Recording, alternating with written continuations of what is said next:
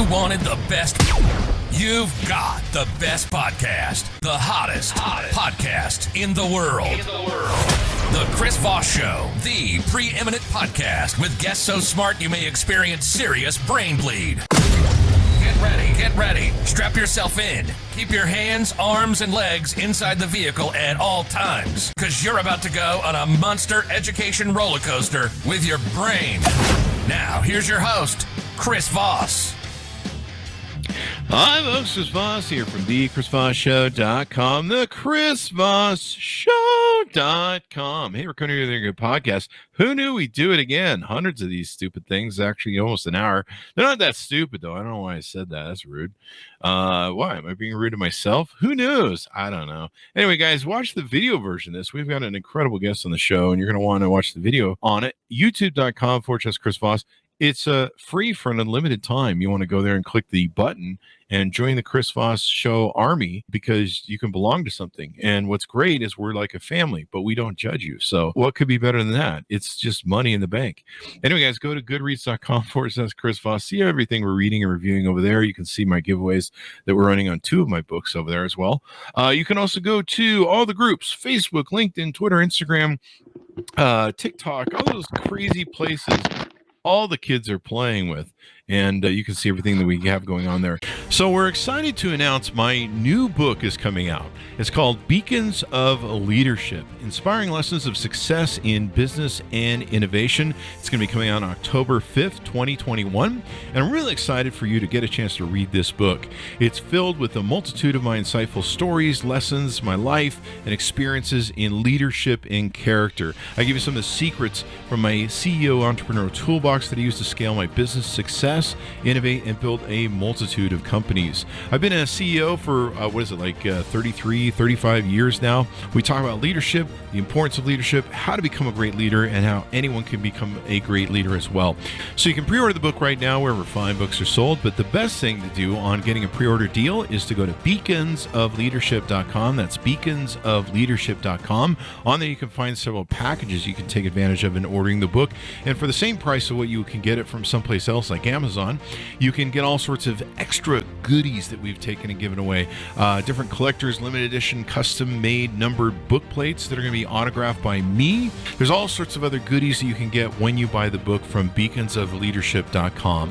So be sure to go there, check it out, or order the book wherever fine books are sold. This is one of the hot books that everyone's talking about. It's just hot off the shelf. Just came out November 2nd. The book is titled Misfire: Inside the Downfall of the NRA by Tim Mack. And he's joining us today to talk about his amazing book. He is the National Public Radio's Washington investigative correspondent and was one of NPR's lead reporters on the Mueller investigation and the full Trump impeachment, or the first Trump impeachment, that is. How many were there? 3 or 4? I don't know, something like that. Well, reporting for the Daily, there should have been. Reporting for the Daily Beast in 2017, he broke the story of Russian Maria Butina and her connection with the NRA. He can often be heard on NPR's Morning Edition, All Things Considered, and the NPR Politics Podcast. Welcome to the show, Tim. How are you? I'm doing well. Thanks so much for having me, Chris. Dude, that's amazing. I didn't know you broke the story on Maria Butina. That was amazing when that came out. Yeah, it's been a long, wild ride since then. That was something that I picked up in kind of 2016, 2017 timeframe. Yeah, man, she fell off the earth, didn't she? She, like, I don't know, in a gulag in Siberia or something? No, she's run for office in Russia. And I think she's in the legislature now. Probably, yeah. I wonder who she supports. Anyway, let's see. So give us your plug so people can find you on the interwebs and learn more about you. Sure. So I've got this book, like you mentioned, Misfire: Inside the Downfall of the NRA. You can find it online. Good. If you want to pick your local retailer for books or Amazon, whatever else, you should be able to find it. There you go. The NRA has just been such a black box. There's not much known about the NRA except for what they wanted to put out there in press releases, in their press conferences and things like that. I really wanted to pull back the curtain and show something about the characters and the personalities and the people involved in this organization. That was something that really fascinated me, was researching, doing interviews, and writing about these people, of which very little is known. Yeah. Yeah, they're definitely a secretive organization up until late, and it seems like everything's just splitting right open for them. So give us an overall arcing of your book and basically the encompass of it, if you would, from a bird's eye view. Sure. So the book really extends mainly across the last 10 years or so. It looks at the NRA's history from Sandy Hook to present, approximately. There are, of course, places that go a little further back from that, but it basically looks at the main characters in the NRA and follows them across the last 10 or 15 years. It carries the NRA from a period when they were doing really well during the Obama years through Sandy Hook, and that's a pivotal moment for the NRA, to Donald Trump's election, and later on through to its financial troubles and ultimately its bankruptcy and a lawsuit filed by the New York Attorney General to dissolve the organization. Yeah, it'll be interesting to see how that turns out. Anyway, it's been interesting. So how does the book start out? Because I heard in one of your reviews a story about how you acquired some documents. Were you writing the book at that time, or was this a proponent for writing the book, or what got you down that pathway? And I'd love to hear the story too. Yeah, so I've been working on this book really since around 2017 or so. Oh, wow. So it's been 4.5, 5 years almost. Working on it for a long time. The NRA and people inside of the NRA's environment aren't typically very friendly with the press. That's not typical. And so trying to work my way in and develop sources and get some of these documents that we ended up finding, that was a really difficult prospect. But there was a big moment in 2020 during the worst of the pandemic when a source said that they'd be interested in showing me some documents. Now, I didn't have a car. There was no public transit, no Ubers. So I ended up renting a moped and driving for what seemed like hours and hours to a parking lot, where a source pulls up and the window rolls down and they walk away from the car while saying the documents are in the passenger seat. So I reach in, pull the documents out and put them in my backpack, and I moped. And those documents turn out to be these amazing secret documents that form up a lot of the backbone of the book and a lot of the subsequent reporting of the NRA is just such a mystery organization, or at least has been in the past.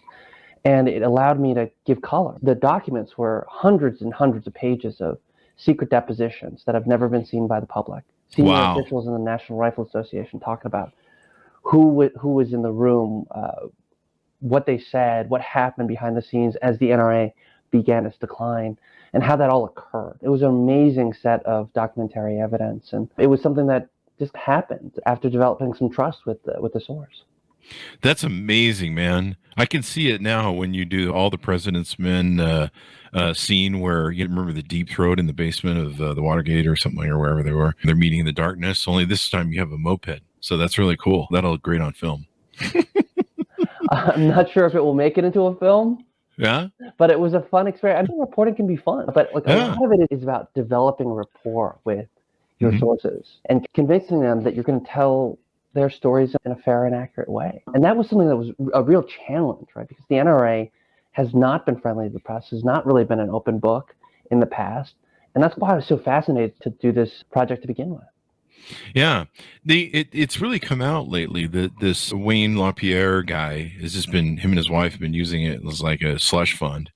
And you had some really explosive reporting that came out of the book that you've been touring on, talking about some of these, I think it was the Sandy Hook conversation and tapes that you get a hold of, where they're just, number one, they're being really dismissive of their people that give them money at the NRA, calling them, I think it was like trailer something or whatever. They just look off on camera or whatever. They'll be wandering around, or how to deal with it. Touch on that, if you would, a little bit. Sure. So this was actually after Columbine in 1999. The Columbine tragedy was kicked off, unfortunately, a series, the modern era of school shooting. And it happened on April 20th, 1999. As it happened, the NRA had scheduled its annual convention in Denver, not far away, just a week and a half later. And so the day after, all these NRA officials and executives and lobbyists, lawyers, strategists, all kind of scramble onto this call to try to figure out what they're going to do with the organization.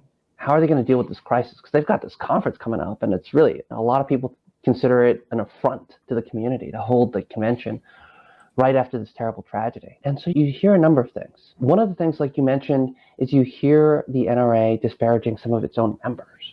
Wow. You hear them worrying about the kind of members that are going to show up in Denver after that convention. You hear them disparage these members as idiots and hillbillies and nuts and fruitcakes. It's all on tape. And this is how some of the NRA's members, or some of the NRA's executives, refer to their own members. Wow. And it's just shocking to hear. Meanwhile, they're buying like $10,000 suits and just having a good old... Yeah, this all kind of segues one to the next. Another thing that you hear on the tapes is you hear them try to strategize about what their playbook should be after the shooting. And you hear them consider a kind of softer tone, a softer approach. You hear them consider a $1 million victims fund, for example, or canceling their convention. But as time goes on and these wheels are in motion, they land on this idea that any sort of concession at all will be as if they were admitting responsibility. Wow. And this is something that they carry with them for years to come. Yeah. Through Sandy Hook and through Virginia Tech, through Sandy Hook, through Parkland, this becomes the NRA's playbook over time. But what's so amazing about these tapes, this is 2.5 hours of these strategists talking, from Wayne LaPierre, who's the head of the organization then and now, to its top lobbyists, to its advertising people, to its advisors, all of them just trying to figure out how to handle this terrible situation that's unfolded in Colorado, and then landing on kind of a no compromise position, which they've held ever since. Yeah. I've seen the video of the only good guy is I forget the quote. The only good guy with the gun is the only bad. The only thing that stops a bad guy with a gun is a good guy with a gun. This is why you wrote the book. No, it's true. And it's become so, they've politically become so entrenched. What started the downfall of the NRA in your mind? They did this illegal contribution, and I think Maria, what's-her-face, was involved in that, the $100 million or something wasn't $100 million they contributed to Trump. It was wonky and weird. There was that redheaded gal, I think, too, from Russia who had infiltrated a bunch of politicians and people in the NRA. And then Ollie North seems like when he resigned, he was really trying to take out the NRA. And I've often wondered how much he's been working in the background to take that down. He seemed to be the one who was calling out them using it as a slush fund for all their rich wares and living high on the hog. Yeah, so Oliver North was brought into the NRA in around 2018, 2019 to kind of help them fundraise their way out of a financial crisis. So just to put it in context, in 2018, the NRA is in such a serious financial contraction that it almost can't make payroll. And this is a serious problem for any organization. So Wayne LaPierre, who's the head of the organization, reaches out to his old friend, Oliver North, and asks Oliver North to come on as the president of the organization. And Oliver North agrees and says, yeah, I'll do that. But as he gets on, he realizes there are some real problems with the NRA, and starts to wonder where all this money is going towards, and demands an internal audit of the organization. This causes a lot of friction with Wayne LaPierre, who's the head of the NRA. And this all culminates in a climactic scene in the book in which they confront each other. Wow. At Indianapolis Hotel Suite in April of 2019. And basically, Wayne LaPierre pushes Oliver North out of the presidency of the NRA. Yeah. And that's vividly described in the book in one of the chapters. Wow. And I think Oliver North threatens to out him and basically expose him, or? Yeah, so very publicly, Oliver North resigns. And this raises all sorts of questions about what's been happening inside the organization. And a lot of reporting, including mine, has been done in the subsequent years, over the last couple of years, to describe what was happening inside the organization, inside the NRA. And we're talking things like millions of dollars in private jets, lavish meals, exotic vacations to the Bahamas and Lake Como in Italy. We're talking about, you mentioned this earlier, 6 figures in Italian suits from Zegna, the Italian menswear place on Rodeo Drive. It's a real expose of what happened behind the scenes at the NRA. Yeah. And you get into his wife, Susan, and some of the shenanigans they're up to, doing all their different stuff involved with Trump and different things. These people sound like the most sociopathic, narcissistics ever. Susan LaPierre is such an interesting character to me because very little has been written about her in the past.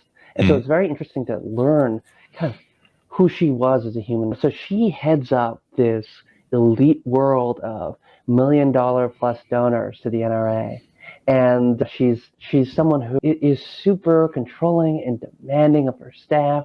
And she's a hidden hand in the NRA, right? Like she's someone who has a lot of sway over her husband, who runs the NRA, Wayne LaPierre. She's considered by some to be the first lady of the NRA. And definitely, though she doesn't get paid to work at the NRA, gets all sorts of perks that would make even high-powered corporate executives blush, things like private cars or private jets, and uses the NRA's nonprofit money, I might add, in order to expand her lifestyle. Wow. These guys are just having fun. Meanwhile, the crap on their calling the people who give the money. They're not that large of an organization, are they? They're like 5 million or something? About 4.9 million at the last count. Mm-hmm. And even then, I think, don't they fluff those numbers a little bit? I don't remember. I think I read something there. They might be. So some of their members sign on year after year. 1-year memberships, 3-year memberships, 5-year memberships, things like that. But you can also get what's called a lifetime membership, and you pay a one-time fee for that. But there's not really a way to unsubscribe. As if you like, if you buy a lifetime membership, you're on the rolls, and it's not clear that they take people off once they pass away. So it's more than lifetime. Sounds like the Mormons. Lifetime and beyond membership in a lot of ways. But so they say they have 4.9 million members. The thing is, it's not merely the numbers. 4.9 million people in the United States are, as compared to the total population of the U.S., you think, okay, not that many people. A couple things. There are a lot of people who are not NRA members who identify with the NRA. If you take an NRA training class, for example, they have tons of gun safety and training classes. You might identify as a member of the NRA. And there are many more who aren't technically members, but still would say that they support the NRA's goals. And when you talk to lawmakers about why they're worried about the NRA, they're not so much worried about money. Money is important, of course, but they're worried about getting their phone lines totally jammed up, their inboxes totally flooded. They're worried about getting yelled at town halls. And one of the things the NRA has been really effective in doing is mobilizing its members to do that, to put the pressure on lawmakers. And lawmakers are terrified of crossing the NRA for that reason. Wow.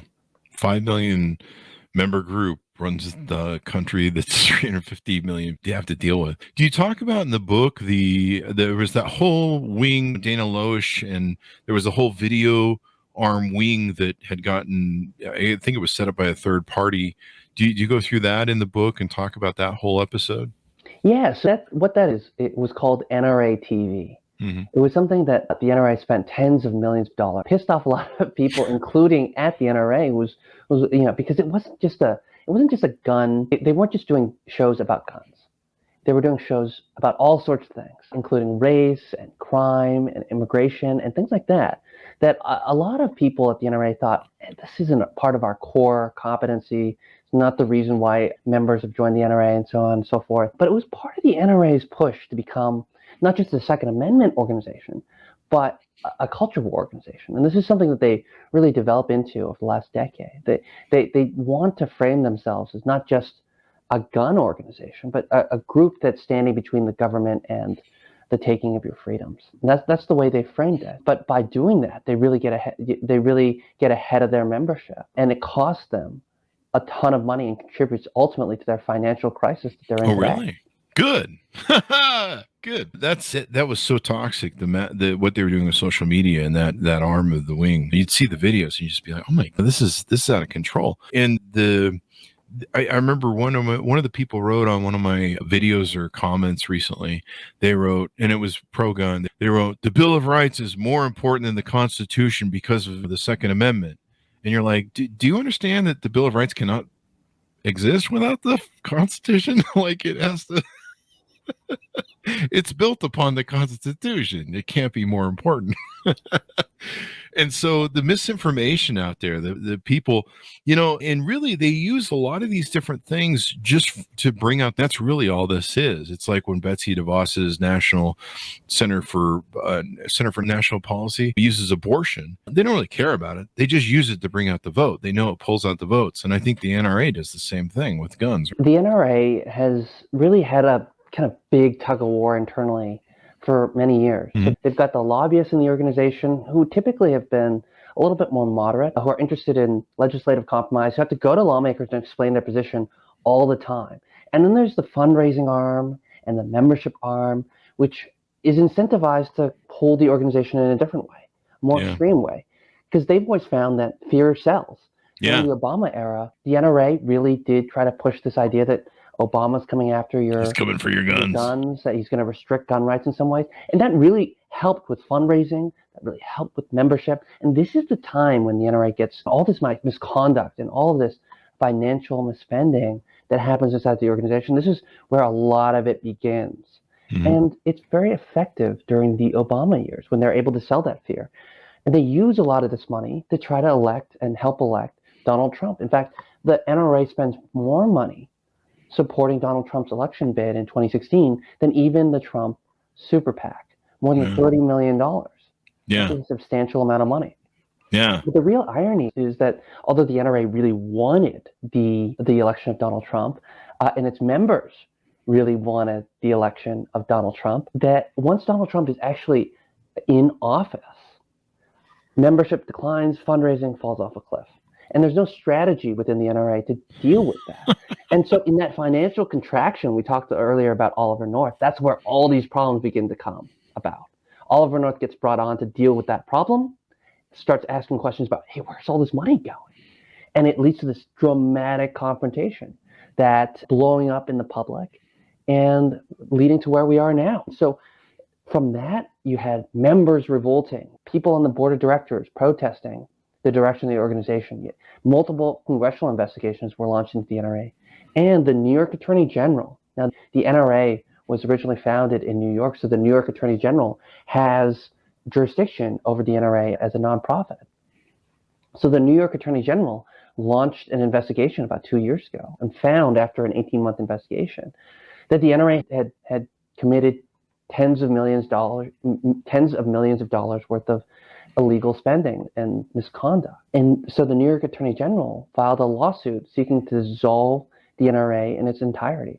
And it's a real mortal challenge to the NRA and its future. Will we be a better country if the NRA goes down? What would your bet be if you were a betting man? I don't know if you are or not, but if you're a betting man, do you think they're going to survive it? I think they tried to move to Texas and that got shot down by a judge. So they tried to declare bankruptcy in order to move to Texas. They were going to use, so if you declare bankruptcy, you get all these protections under the law to reorganize, emerge from bankruptcy. And they tried to use this as a way to move to Texas and get away from their responsibilities in New York. But the bankruptcy judge basically said, no, I don't think that this is a filing being made in good faith, and I'm going to reject this attempt to file for bankruptcy. And so now they're back in court with the New York Attorney General. Wow. If you're a betting man, do you think they're going to survive? I'm not quite a betting man. I'm not ready to put it all on red, but look, you can do black if you want. Any observer of the current situation has to admit that there is a serious possibility that a judge will say that the NRA needs to be shut down. Yeah. And with that being the case, it would be an incredible outcome for the future of our gun politics in the country. It would be great. You can have any other sort of weapon, even just buying alcohol or weed or anything else, and everything has got to be. I'm not for taking away people's guns. I'm not for banning guns like maybe New Zealand or Australia, but definitely limiting some of the guns. You don't need like a tank. Okay, you don't need a nuclear weapon. You don't need an F-50 or whatever the hell they're called, the tank guns and stuff like that. Come on, man. And I always love how my friends that love guns are like, we'll have to take the government on. I think, wasn't it Biden who said, have you seen that we have drones and stuff? Like, you're not going to win a war with this government. Not at all. That was great when we all had muskets and I don't know, we were a colony of a few hundred people or something, but now. But yeah, it's interesting. And I'm glad you documented this because the story is amazing. The stories are amazing. Anything else you want to touch on in the book that we can tease out to readers to get them to pick it up? Yeah, so the book starts with this scene at Wayne LaPierre's wedding in the late 90s. And it's an important scene because I really think that the NRA finds itself in the financial and legal trouble that it finds itself today because of personality issues with Wayne. He's the head of this powerful and controversial organization, but he's incredibly conflict averse. He's someone who's deeply anxious. And I kind of show that with an anecdote from the late 90s at his wedding. The wedding ceremony time comes and passes, and he's not there. Wow. He doesn't want to get married. And he's been telling his friends all week he doesn't want to get married. And his best man's outside with him and puts a $100 bill on the dashboard of the car and says, hey, I don't think you should get married either. When we can get out of here right now, if you want, I'll drive you. But he goes through with it. He goes in, he gets harangued into the ceremony by his bride. And there's this totally weird ceremony that happens. All these NRA luminaries are in the audience watching this incredibly awkward ceremony transpire. Wow. He won't make eye contact with his bride. He's looking up, he's looking down, he's looking around. Wow. But he goes through with it. And this is a lesson for all sorts of people in the NRA over the years. And like I said, I think it's emblematic of his character in a lot of ways. That people have learned, powerful people in and around the NRA have learned, that if you push Wayne LaPierre around hard enough, he's eventually going to say yes to whatever it is. And that's why so many of these contracts, these sweetheart deals for NRA vendors end up happening, and golden parachutes for former senior executives who leave the organization, get paid incredible sums of money to do almost nothing. That's why they happen as well. It's a real pattern inside the organization. Yeah, I forget who the Russian's name was. The red hair gal. She got repatriated back. Maria Butina is like such a really interesting character in this book. That Maria Butina is someone who spent years networking with NRA officials and getting them to basically open all these doors for her, whether it's money for her travel or for conferences or networking and introducing her to people. The NRA got so easily played by someone who ended up getting charged and convicted of conspiring to be an unregistered Russian agent, and who went to jail and was ultimately deported. It's an astonishing story. She only had a very flirtatious demeanor, and it's something that a lot of people who knew her over time repeatedly talked about. Yeah. And it seemed like a lot of the guys were like, hey, we're around this cute gal. And so I figured something was up. That was my assumption. Yeah, this is really interesting. Are they still in trouble with, are they still getting sued by the video arm, the TV arm? Yeah, there's still ongoing litigation between the NRA and its longtime advertising firm, which has for many decades been really who they depended on for advice and strategy and crisis communications and things like that. And that divorce has been incredibly nasty. It's been one of those breakups that has had a lot of serious effects for the NRA. Yeah, it seems like they just, it's just been amazing how they just fell so hard. And for a while there, I was just like, yeah, this is awesome. But some of their stuff was just so toxic. When people listen to tapes that you released on with your book, listening to people just callously, I mean, these are people that got slaughtered and died in just like cattle. And they're just so callous and cold to it. They're just talking about it like it was nothing. And you're just sitting there going, my God, people died. These were human beings. And all they're worried about is their money and their little organization. Yeah, those tapes that we're talking about earlier about Columbine is so instructive about the way the NRA ends up handling itself, not just after Columbine, but for many years to come. You hear them and you see them developing their playbook for mass shootings from Columbine onwards. And it's amazing to hear how they end up talking about people and strategizing. Yeah, it's just extraordinary. Well, anything more you want to tease out in the book, Tim, before? I'd love for folks to, if they're interested in kind of the behind the scenes look at the NRA and these wild characters and who they are, from Wayne LaPierre and his wife, Susan, to Oliver North and all sorts of figures in between, to pick up the book.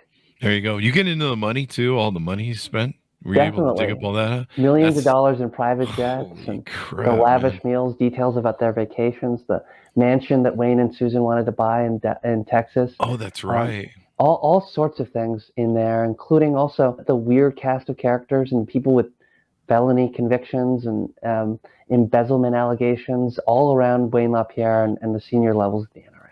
There you go. Buy his book and send it to all your NRA friends. I don't know if they can read, but oops. What did I say? I'm just teasing. I lost the NRA crowd. That's okay. We lost it years ago. Anyway, Tim, thanks for being on the show. We certainly appreciate it. Thank you very much for coming by. Thank you very much. Thank you so much for having me, Chris. There you guys go. Order up the book. You can go get it wherever fine books are sold, but only go to where those fine books are sold. Don't go in those bookstore alleyways because they're dirty and there's needles and sometimes there's ruffians in there. Ruffians? What is it, the 1800s? Anyway, guys, pick it up. Misfire, Inside the Downfall of the NRA by Tim Mack. You'll want to pick that baby up and be the first one to read it. And let's see, audio, Kindle book, and hardcover. Also go to youtube.com/Chris Voss. You can see the video version of this. Go to goodreads.com/Chris Voss. All of our groups on Facebook, LinkedIn, Twitter, Instagram, all those places those crazy kids are playing. Thanks for tuning in. Be good to each other, and we'll see you guys next time.